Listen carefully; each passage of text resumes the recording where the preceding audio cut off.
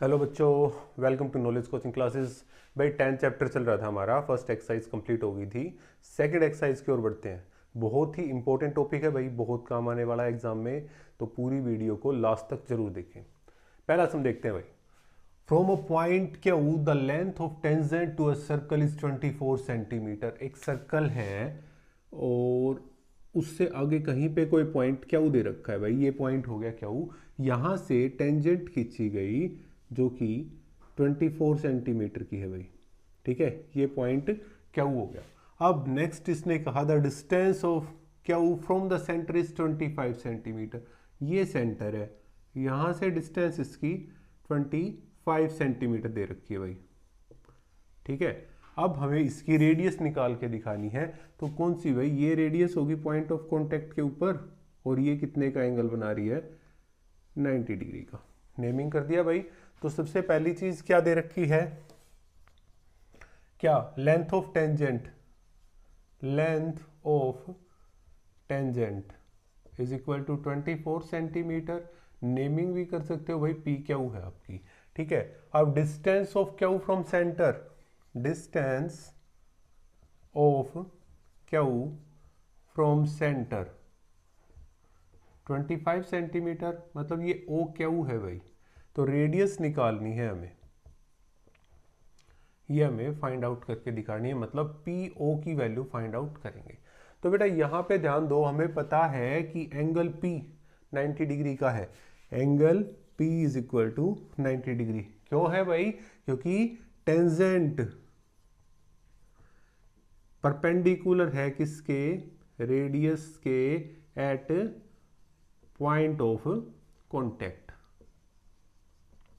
ठीक है, रीजन दे दिया हमने कि टेंजेंट रेडियस के परपेंडिकुलर होती है। तो अब क्योंकि ये 90 डिग्री का है, तो from right angle triangle, right angle triangle कौन सा भाई, O P Q, by Pythagoras theorem. Pythagoras theorem क्या कहती है, H square is equal to P square plus B square, और यहां पे एच है आपका ओ क्यू।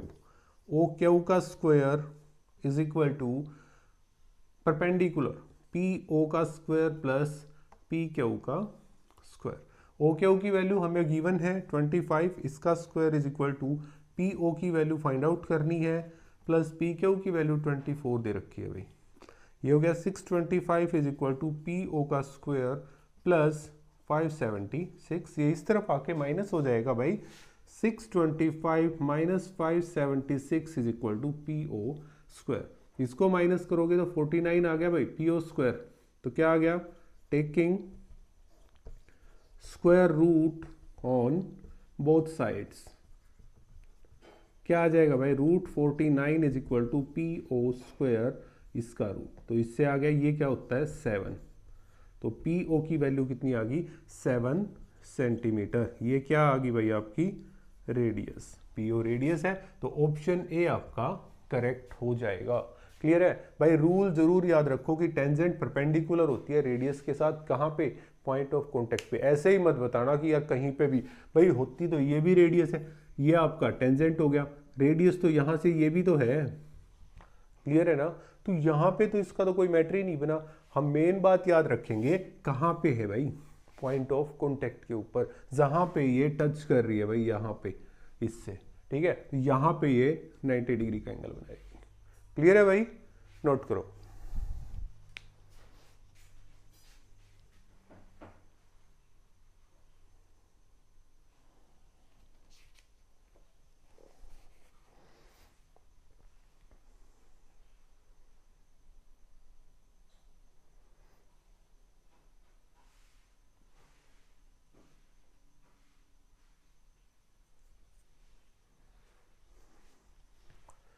सेकेंड सम की ओर बढ़ते हैं।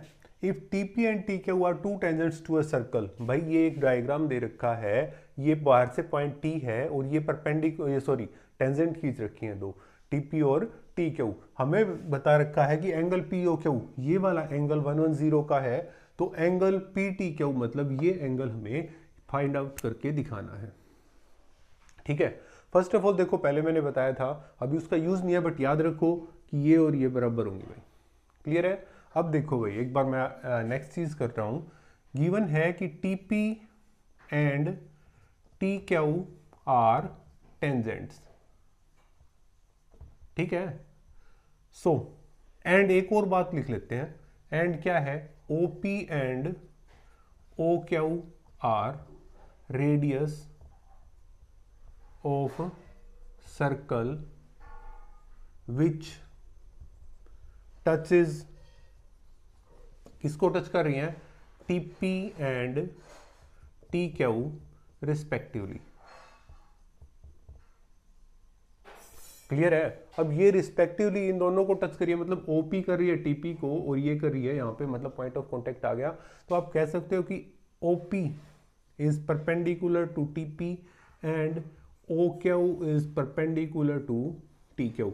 रीजन बता सकते हो कि टेंजेंट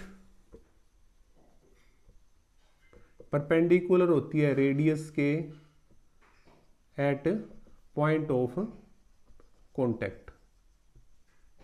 ठीक है, पॉइंट ऑफ कॉन्टेक्ट पे ये एक दूसरे के परपेंडिकुलर होती है। आगे बढ़ते हैं भाई, इस चीज में क्या गिवन है। अब करते हैं भाई कि एंगल P यहाँ पे आपका 90 डिग्री का आ गया और एंगल Q भी आपका कितना आ गया?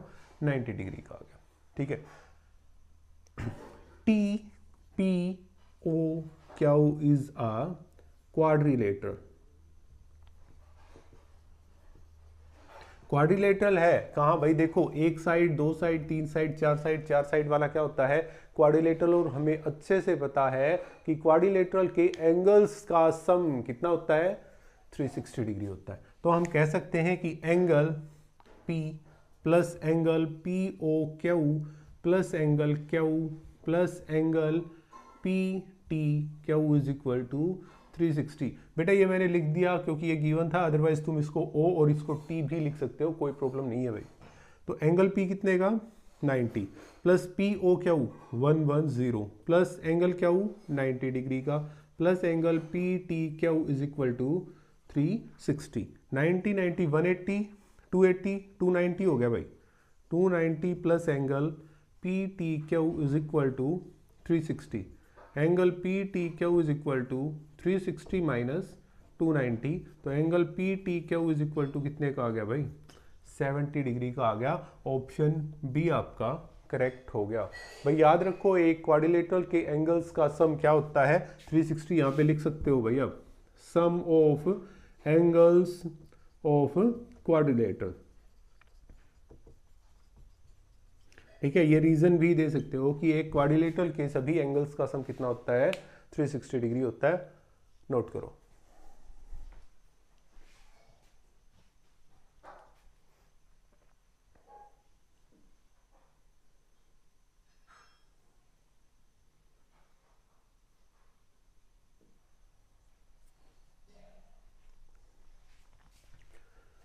थर्ड सम देखते हैं भाई।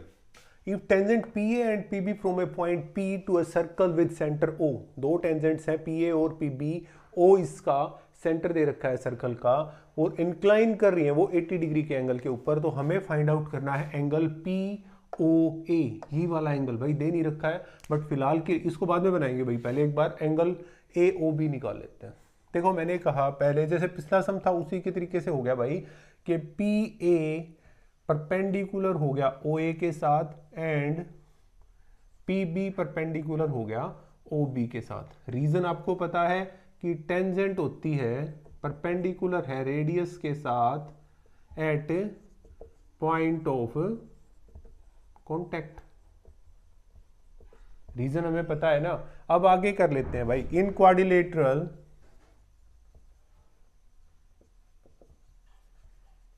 कौन सा?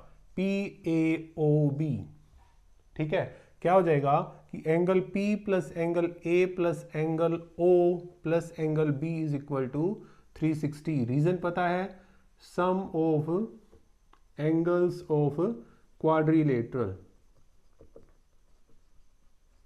ठीक है, तो अब P की वैल्यू कितनी है भाई? यहाँ पे 80 डिग्री दे रखा है, प्लस A की वैल्यू कितनी है?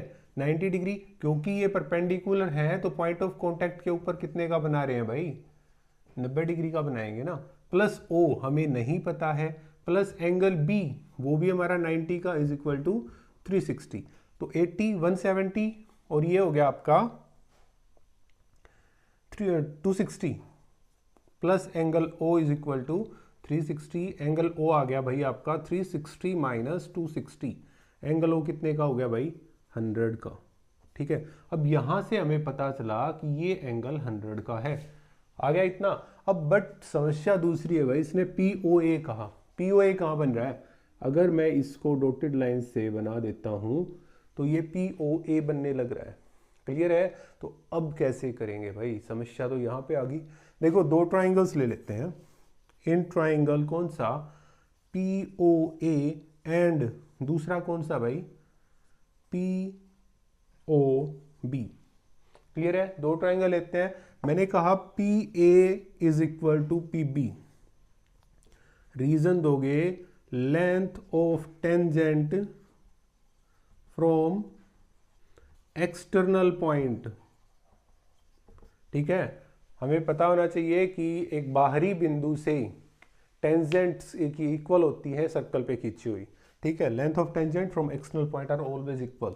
दूसरा अगर यहां पे लिखा जाए कि OA is equal to OB, तो ये रीजन हो जाएगा आपका रेडियस ऑफ सर्कल। भाई रेडियस ऑफ सर्कल तो कहीं पे भी खींच लो इक्वल ही होती है। एक लास्ट कह सकते हो कि PO is equal to PO, ये क्या है कॉमन है। एक और भी चीज ले सकते हो कि एंगल A और एंगल B के, बट हमें तीन चाहिए भाई, तीनों चीज होगी तो हम कहेंगे बाय क्या SSS सिमिलरिटी क्राइटेरिया।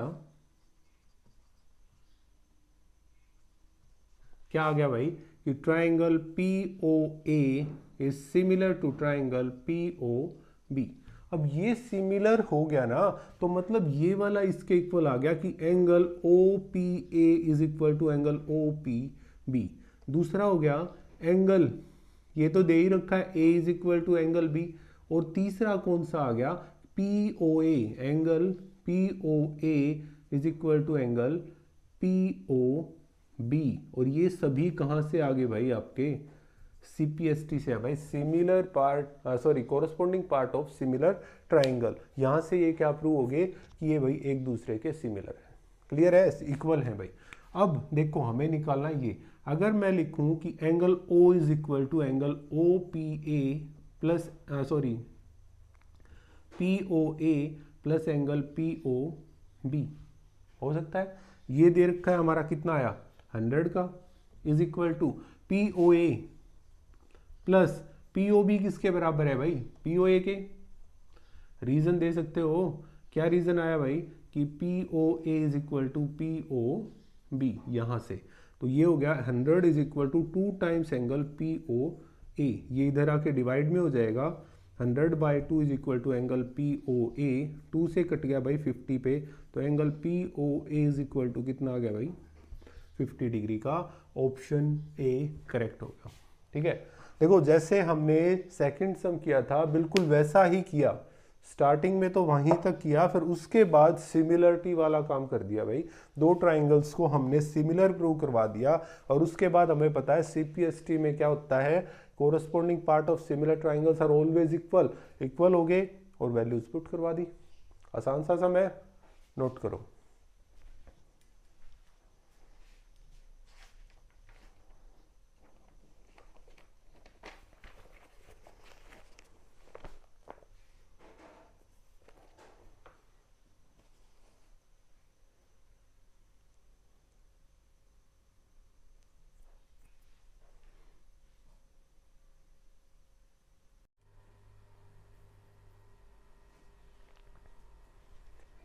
भाई सम नंबर 4 की ओर बढ़ते हैं। क्या कहा है, prove that tangent drawn at the end of diameter of a circle are parallel. क्या सर्कल के डायमीटर के एंड्स के ऊपर कोई टेंजेंट ड्रॉ की गई वो पैरेलल होती है, ये प्रूव करके दिखाना है। देखो ये एक सर्कल हो गया, ये सेंटर है और सेंटर से जाते हुए ये हमारा हो गया डायमीटर। नेमिंग करें इसको, ए बी नाम दे दिया भाई, और यहाँ से हमारे पास ये टेंजेंट्स निकल गई भाई, ठीक है। इसको कह दिया पी क्यू आर एस, ठीक है। तो हमारे पास क्या क्या चीजें हैं, P Q and R S are the, let कर लिया भाई, tangents and A B the diameter,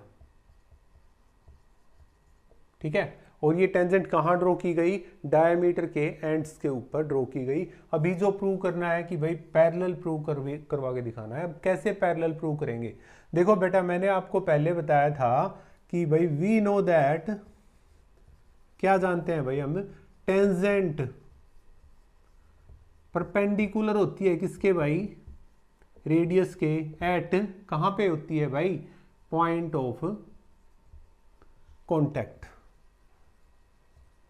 होती है ना, बताया था। तो भाई इसका तात्पर्य ये है कि ये यहाँ पे 90 डिग्री का हो जाएगा। मतलब क्या है कि P एंगल PAB कह लो भाई इज इक्वल टू कितने का हो गया, 90 डिग्री का। इसी तरीके से QAB भी कितने का हो गया,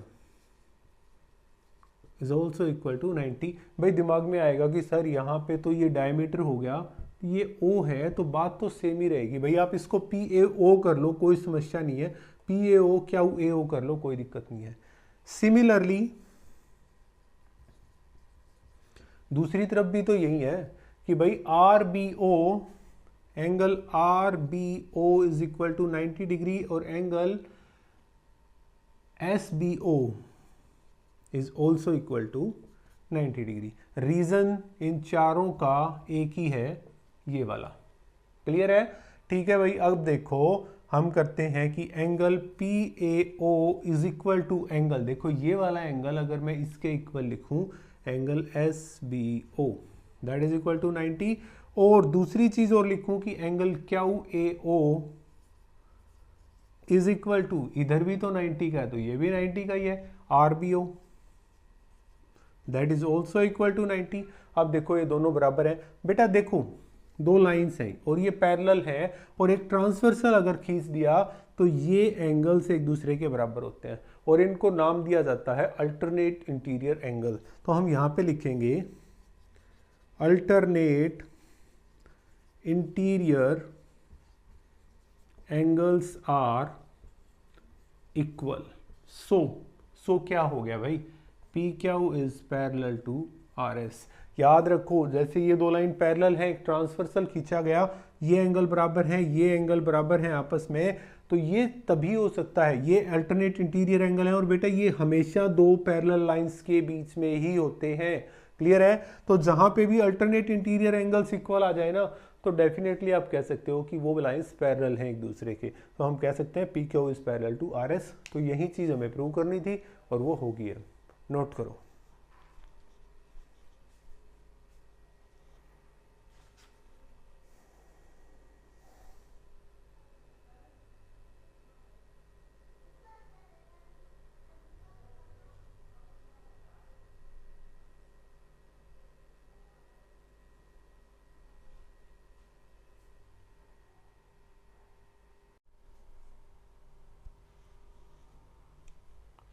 सम नंबर 5 की ओर बढ़ते हैं भाई। क्या कहा है इन्होंने, prove that perpendicular at the point of contact to tangent to a circle passes through centre. भाई लेट अस अज्यूम कर लेते हैं, let us assume a circle with centre O। एक O सेंटर वाला सर्कल बना लेते हैं भाई। हमने ये एक सर्कल बना दिया जिसका सेंटर O है, ठीक है, ठीक है। अब एक टेंजेंट खींच ली भाई AB and A tangent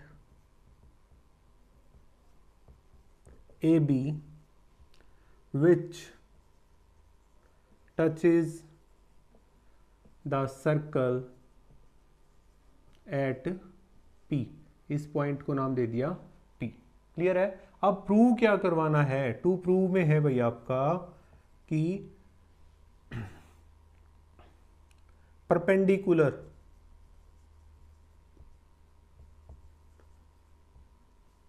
from perpendicular to A B at P passes through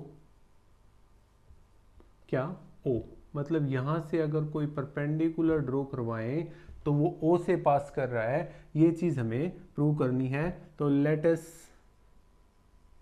do it by contradiction method.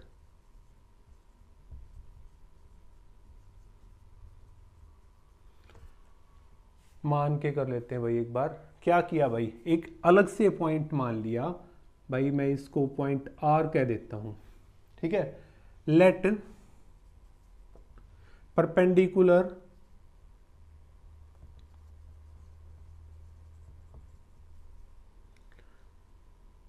To A B at P does not pass through कहाँ O, it passes through are.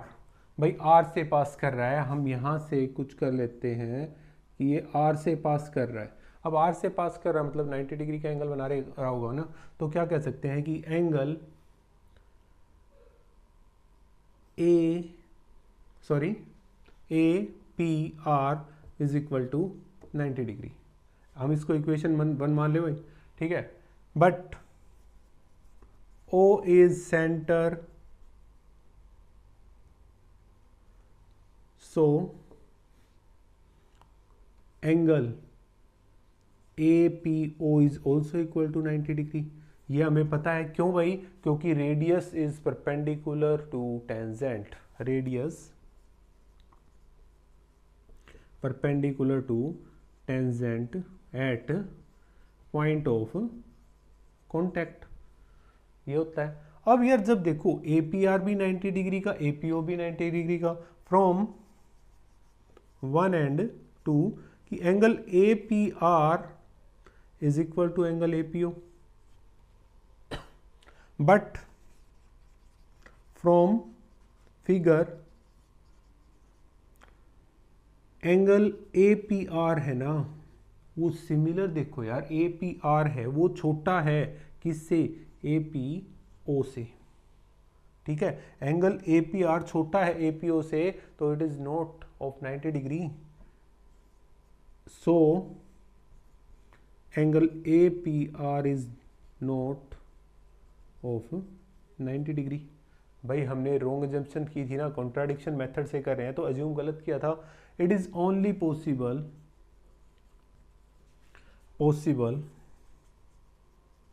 if P R, क्या जो side दे रखी है, coincides with OP, कि ये जो P R line है coincide करे ओपी के साथ। मतलब क्या है कि एंगल ए पी ओ और angle A P are coincide करने का मतलब एक ही लाइन के ऊपर से निकलने वाली लाइन बिल्कुल उसके ऊपर से जा रही है, वो कोइंसाइड्स करती है। So we can say that, क्या कह सकते हैं कि भाई perpendicular to A B at P passes through only, perpendicular, ये परपेंडिकुलर का निशान, to A B at P passes through centre O। बस यही तो हमें प्रूव करके दिखाना था भाई। सिंपल सी बात क्या है कि हमें पता है कि भाई radius is perpendicular to tangent होती है, तो वो एंगल 90 डिग्री का। सिमिलरली एक अलग पॉइंट बना लिया जहां से परपेंडिकुलर खींचा तो वो हमारा 90 डिग्री का होना चाहिए, ठीक है। नेक्स्ट क्या किया हमने, एक दूसरे को इक्वल रखा। देखो हमें पता चला कि ये दोनों तो इक्वल आने चाहिए, बट फोटो तो कुछ और बोल रहा है यार। फिगर क्या कह रही है कि ये जो पूरा एंगल है ना वो 90 का, ये छोटा पड़ रहा है, तो भाई ये तो गलत बात होगी। तो एंगल ए पी आर क्या है, वो 90 डिग्री का नहीं हो सकता। नहीं हो सकता तो क्या हो गया भाई, ये सिर्फ तब हो सकता है जब वो कोइंसाइड्स करें। कोइंसाइड्स कब करेंगे, वो एक दूसरे के ऊपर से बनता हुआ एंगल, या कह सकते हो कि एंगल ए पी आर इसको APR कोइंसाइड करे एंगल APO के, तब हो सकते हैं, बट ये तो पॉसिबल है ही नहीं क्योंकि वो एंगल छोटा है वो बड़ा है, तो क्या हो जाएगा कि वो सिर्फ और सिर्फ पास कर रहा है O से ही। नोट करो।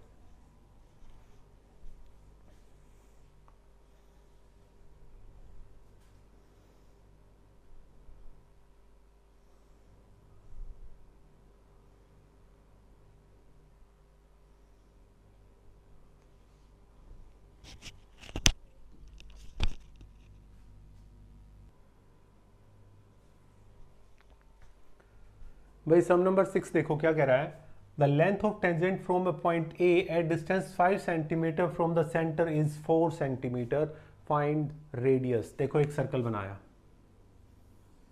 ठीक है, इसका सेंटर है ये O। इसने कहा फ्रॉम ए पॉइंट ए, कोई एक पॉइंट ले लिया A, ये हमने पॉइंट लिया, यहां से एक टेंजेंट खींच दी भाई, B के ऊपर कट करी है, यहां से ये हमारा परपेंडिकुलर हो गया, और ये दे रखा है इसने 5 सेंटीमीटर, क्लियर है, और 4 सेंटीमीटर लेंथ ऑफ टेंजेंट दे रखी है। अब हमें रेडियस निकाल के दिखानी है। Length of tangent, length of tangent कितनी है भाई, AB, जो कि आपकी 4 सेंटीमीटर है। Distance of A from O क्या है, AO, that is equal to 5 centimetre. Radius find out करनी है जो कि OB है आपकी, ठीक है। अब एंगल B कितने का है, 90 डिग्री का। क्यों भाई, OB is perpendicular to AB। काहे परपेंडिकुलर है भाई, ये परपेंडिकुलर सिर्फ इसलिए है कि टेंजेंट है ना, वो परपेंडिकुलर होता है रेडियस के, कहाँ पे, at point of contact, clear है। तो भाई अब एंगल B 90 डिग्री का है, तो फ्रॉम ट्राइंगल OBA, भाई पाइथागोरस थ्योरम का नाम सुना है ना, बाय पाइथागोरस थ्योरम क्या कहती है पाइथागोरस की, H square is equal to P square plus B square. तो हमारा ये h हो गया, ये हमारा p हो गया, और ये हमारा b हो गया। h बोले तो ओ ए का square is equal to p बोले तो ओ बी का स्क्वायर प्लस ए बी का स्क्वायर। ओ ए भाई 5 का square is equal to O B की वैल्यू तो हमें फाइंड आउट करनी है, प्लस ए बी की वैल्यू है 4, इसका स्क्वायर क्यों गया 25 is equal to O B square plus 16, ये इधर आके माइनस हो जाएगा O B square. 9 is equal to O B square, sorry O B square taking square root on both sides. Square root लेंगे तो क्या हो जाएगा, 9 का square root is equal to O B square का स्क्वायर रूट, इससे ये cancel हो गया, 9 का रूट होता है 3, ओ बी आ गया। तो रेडियस कितनी आ गई भाई, radius of circle 3 centimetre, clear है भाई। पाइथागोरस थ्योरम लगी, हमें पता है कि tangent is perpendicular to radius at point of contact, note it.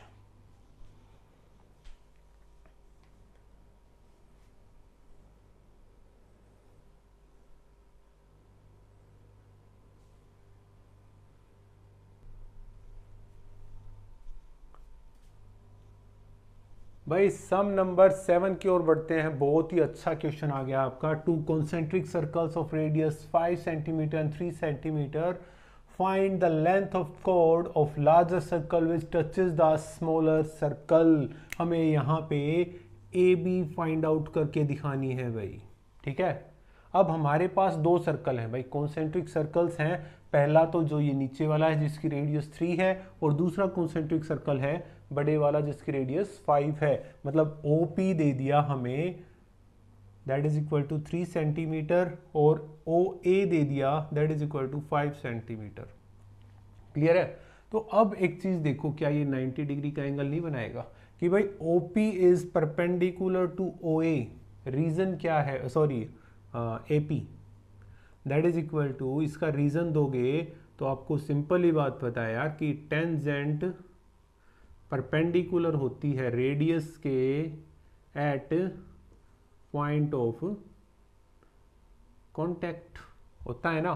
तो अब पाइथागोरस का यूज करें इन ट्राइंगल, कौन सा भाई, ओ ए पी, ठीक है। एंगल पी कितने का है, 90 डिग्री का है भाई यहाँ पे, ठीक है। तो क्या हो जाएगा, बाय पाइथागोरस थ्योरम। अब पाइथागोरस का यूज करेंगे, क्या कहेगी भाई पाइथागोरस कि ओ ए का square is equal to O P का स्क्वायर प्लस ए पी का स्क्वायर। ओ ए बोले तो 5 सेंटीमीटर, 5 का स्क्वायर, ओ पी है 3 का square plus A P square, तो ये हो गया 25 is equal to 9 plus A P square. इधर आके माइनस हो जाएगा, 16 रह गया ए पी स्क्वायर। अगर ए पी की वैल्यू फाइंड आउट करेंगे तो कितनी आ गई बेटा, 4 आ गई भाई। ए पी की वैल्यू 4 आ गई। अब मैं लिख रहा हूँ A P, A B is equal to 2 times A P, that is equal to 2 into में 4, 8 सेंटीमीटर। भाई ऐसा लिख दिया, दिमाग में आएगा सर अपनी मर्जी का थोड़ी ना लिखना है, तो क्या रीजन दे देता हूं भाई, A P is equal to P B होता है, ठीक है। कैसे, क्या रीजन हुआ, इसका मैं रीजन बता देता हूं। इन टू कॉन्सेंट्रिक सर्कल्स, ठीक है, इन टू कॉन्सेंट्रिक सर्कल्स लेंथ, या चौड़ी करो यार तुम, code of larger circle which touches the smaller circle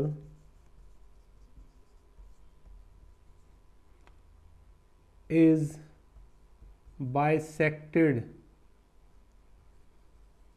at point of contact, ठीक है। याद रखो कि दो कॉन्सेंट्रिक सर्कल्स में बड़े सर्कल की कोड जो छोटे सर्कल को टच कर रही है तो पॉइंट ऑफ कांटेक्ट के ऊपर बाइसेक्ट हो जाएगी। तो ये मैंने बाइसेक्ट ही तो करवा दिया यार।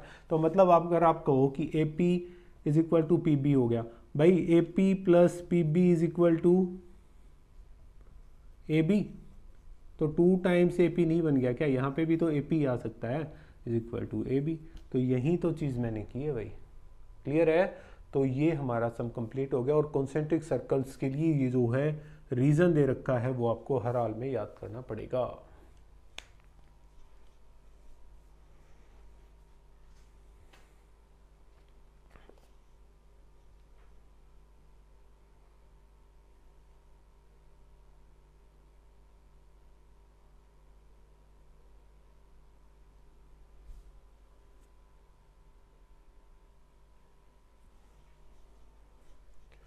8वां सम देखते हैं भाई। A quadrilateral ABCD is drawn to circumscribe a circle. Prove that AB plus CD is equal to AD plus BC। एक सर्कल है और ये सर्कमस्क्राइब किया गया है क्वाड्रिलेटरल के द्वारा। तो अब हमें जो प्रूव करके दिखाना है तो वो लिखते हैं। देखो बेटा, मैंने एक चीज लिखी कि AP is equal to AS। First of all देखो, ये एक एक्सटर्नल पॉइंट है। मैंने पहले भी आपको बताया है कि एक सर्कल है और बाहर से एक एक्सटर्नल पॉइंट से जब दो टेंजेंट खींची जाती हैं तो वो इक्वल होती हैं। हम इसका रीजन लिखेंगे, tangent from external point are always equal, ठीक है। एक बाहरी बिंदु से वृत्त पर खींची गई टेंजेंट स्पर्श रेखाओं की लंबाई हमेशा बराबर होती है, 1 कह सकते हो भाई इसको। सिमिलरली अगर आप कहोगे कि P B is equal to B Q, तो ये भी सेम ही रीजन है इसका भी भाई, ठीक है। तीसरा क्या कहोगे कि C Q is equal to C R, इसका भी यही रीजन। ये नंबर 3 हो गया, ये नंबर 2 हो गया, ठीक है। रीजन सेम रहेगा। उसके बाद लिखोगे कि D R is equal to D S, चौथा, इसका भी सेम टू सेम रीजन हो गया। क्लियर है। रीजन क्या है कि एक बाहरी बिंदु से वृत्त पर खींची गई स्पर्श रेखाएं, देखो ये एक्सटर्नल पॉइंट था तो ये टेंजेंट खींची गई, ये एक्सटर्नल पॉइंट है तो ये टेंजेंट खींच दी, ये एक्सटर्नल पॉइंट है तो ये टेंजेंट होगी, और ये एक्सटर्नल है तो ये टेंजेंट्स होगी। ठीक है, तो इक्वेशन 4 होगी भाई यहाँ पे।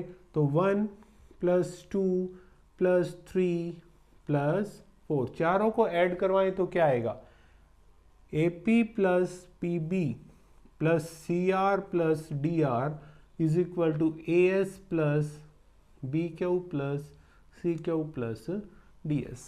बेटा ध्यान दो, AP + PB, AP + PB पूरी लाइन बना रही है ना, AB प्लस CR और DR, CR कहाँ पे है आपका, ये रहा CR, और DR मतलब CD = AS + DS, AD बनाया है, प्लस BQ + CQ, BC बना दिया।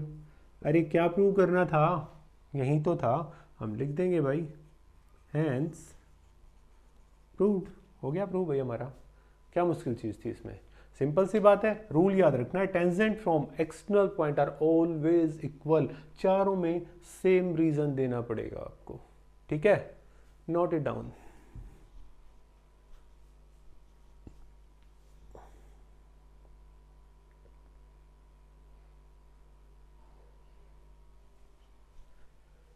तो भाई आज के लिए बस इतना ही, बाकी की सम नेक्स्ट वीडियो में करेंगे।